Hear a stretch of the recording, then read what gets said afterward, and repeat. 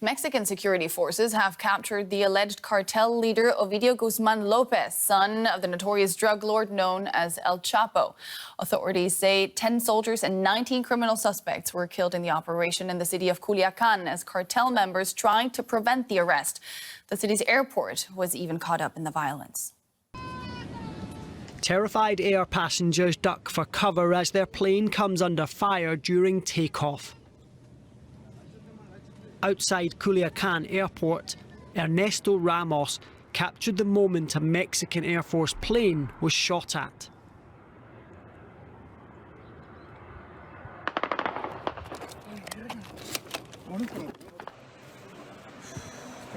My mouth is dry, my friends. I'm super nervous.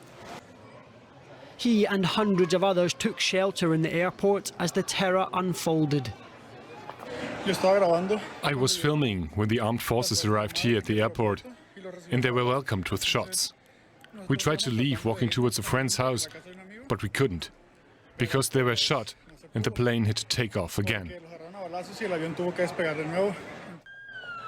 Unbeknownst to them, their city's most wanted man had just been arrested, unleashing a violent backlash. Cartel foot soldiers set up roadblocks and waged war on the police as they try to free their boss. No loss of life yet, so what is being done? We have 7 state police personnel injured. We know that there are military personnel also injured. We are still working to control the situation. Ovidio Guzmán-López, known as the Mouse, was previously arrested in 2019. But in an embarrassment to the Mexican authorities, he was later released after the cartel did battle with federal forces. Authorities say his rearrest lands a powerful blow. This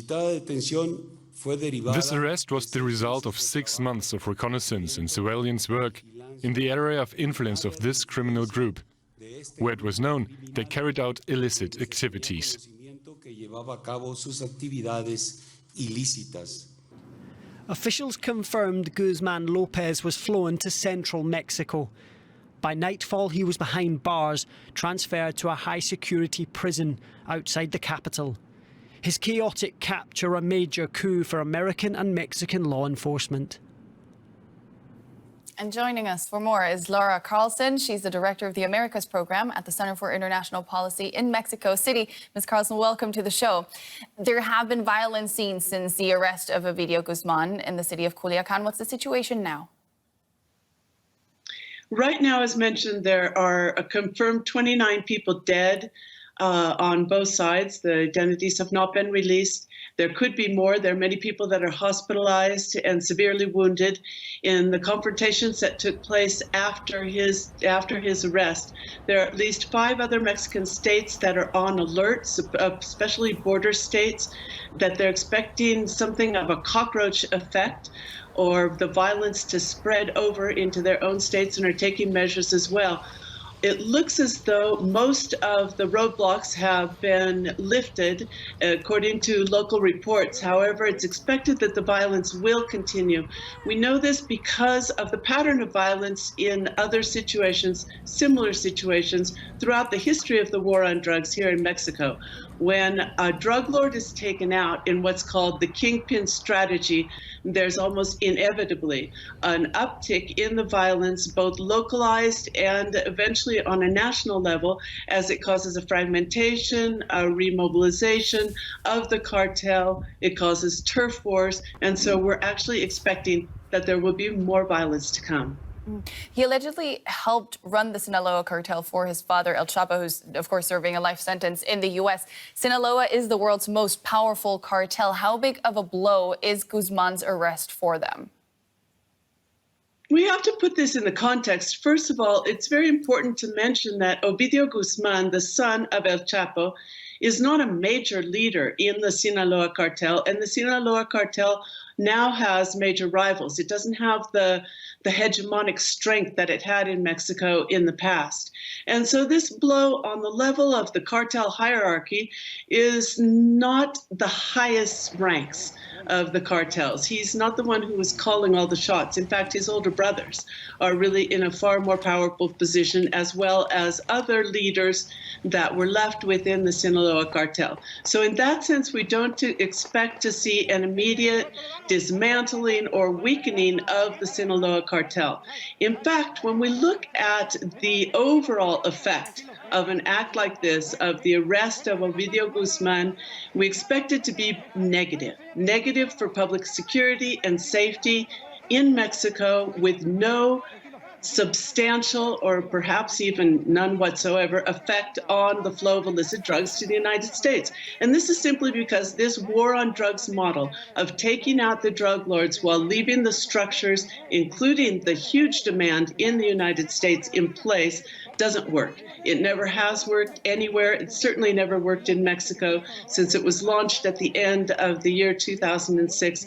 And so we really, the many experts and those of us who have been studying this issue for years here in Mexico are not expecting a positive outcome from this arrest, unfortunately.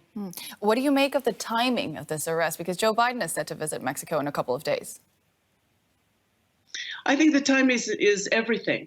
The Secretary of Defense mentioned that they'd been working for 6 months on intelligence, but everyone knows where Ovidio Guzman was. He never left since his arrest in 2019. What we're seeing is that the arrest in 2019 was actually a success. He was captured, and it was the Mexican government that made the decision based on a calculation of widespread violence and the cost to the civilian population to let him go. The decision in retrospect was a good one. If you're putting priority on human lives rather than on this cat and mouse game between the cartels and the US and Mexican governments over the past years, which, as I say, has led to no positive outcomes either in the trafficking of illegal drugs or in public safety in either one of the countries. So this was timed to be really a gift to Joe Biden. President Joe Biden has been a drug war promoter since his role as vice president. He has rejected public health solutions to the problem of illicit drug use and trafficking.